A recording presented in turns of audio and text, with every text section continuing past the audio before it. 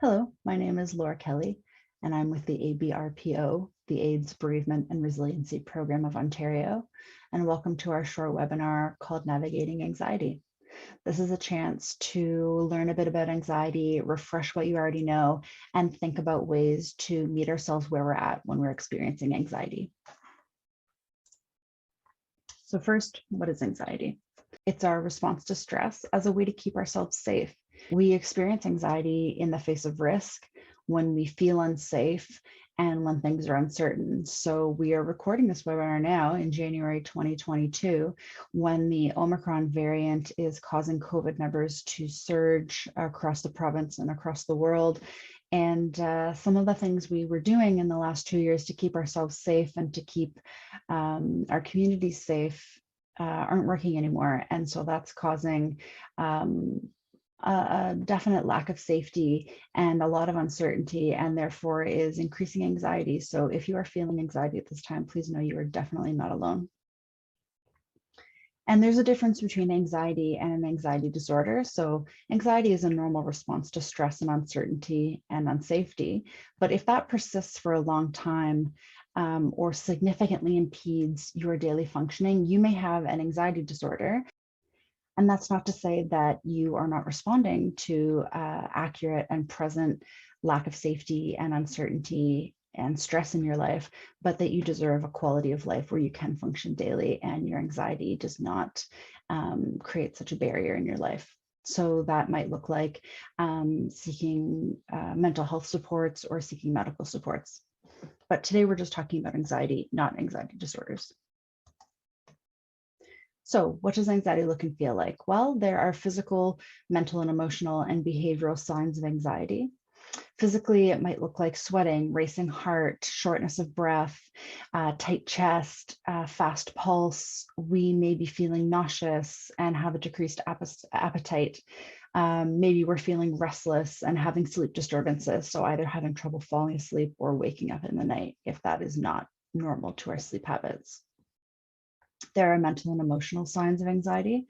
So you might be feeling a lot of dread, fear, having trouble concentrating, having a foggy mind or working slower than normal.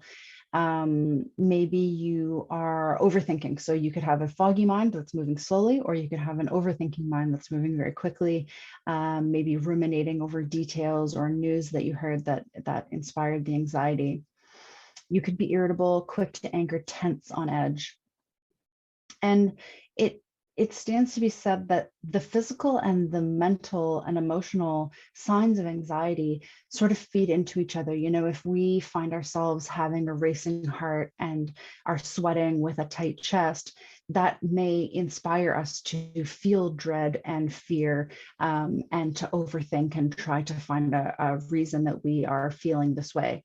And vice versa, if we find ourselves focusing on dread and fear, then we may develop the physical signs of anxiety, like our heart may race, or we may notice that we have muscle tension or are having shallow breath or something like that. So there's also behavioral signs of anxiety. If we find ourselves doom scrolling, I know that I do, it may be a sign that we are trying to escape our feelings of anxiety. And there's nothing wrong with that. It's okay to distract from feelings of anxiety. But if it starts to impede our functioning, or if it starts to make our anxiety worse, that's when we sort of need to intervene in a behavior.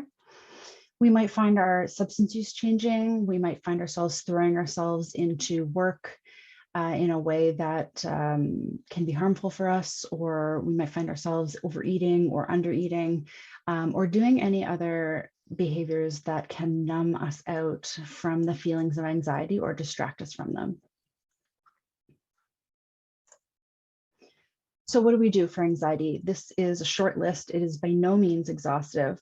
We can distract ourselves, as long as it doesn't worsen our anxiety. We may see a doctor to take medication.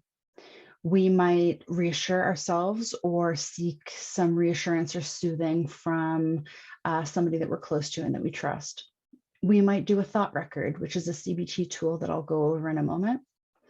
We could engage in natural medicine. So that might look like body care and body work or herbal medicine. We might talk to a friend, a peer, a coworker, or a supervisor.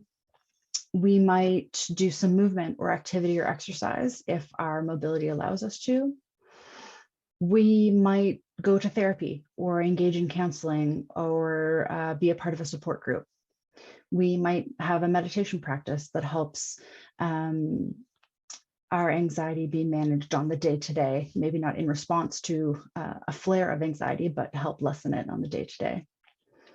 We could engage in any number of grounding techniques, which I'll also talk about in a moment. Or we might plan. Like I said before, our anxiety doesn't come from nowhere, right? It's a response to feeling uncertainty. And so sometimes planning can help us feel like we have more agency to meet what is coming in the future. So let's go over a thought record briefly. It's a CBT tool that helps us look at our thoughts that can fuel our anxiety, that maybe are catastrophizing thoughts, so going to the worst case scenario, or all or nothing thinking, so thinking in extremes. So a thought record can be done in a journal. There's lots of templates online if you Google thought record. And then in a thought record, we're asked to write about what happened. So what is the situation that got me here? How am I feeling right now? Probably anxious if you're doing this thought record. What am I thinking? So what are the thoughts of the anxiety that are present? And then evidence in support of it, because remember we said it's not coming from nowhere. There's something that's inspiring it, something set off the anxiety, but also what evidence is there in contrast of this thought? So evidence for, evidence against the anxious thought. And then once we've weighed those two, what is a more balanced thought that we can offer ourselves? And then that may change the feelings that we have in the moment. And that is how we end our thought record. What am I feeling now in the moment? So I completed a thought record when writing this presentation. So what happened? The situation was that I saw some news about COVID. How did I feel in the moment? I was scared. What was I thinking? I was thinking that I'm going to get COVID and I'm going to develop long haul COVID, and then I won't be able to take care of myself. The evidence in support of that thought was that, yeah, some people do develop long haul COVID and they have trouble taking care of themselves and going through daily functioning. However, the evidence in contrast was that many people don't develop long haul COVID, and that I have a really good support system in place. And I also have experience navigating chronic illness already. So then my balancing thought became, okay, no matter what happens, I will do what I can to take care of myself, and anything I can't do, I will rely on my support system.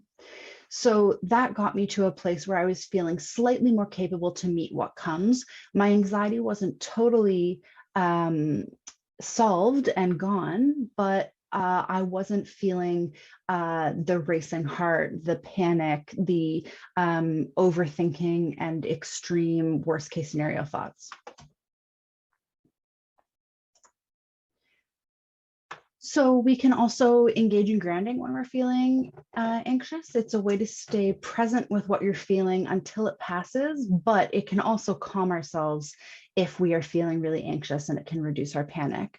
There's many different ways to engage in grounding. Here we've got 6 examples that we use in our e-learning module that's available on our website.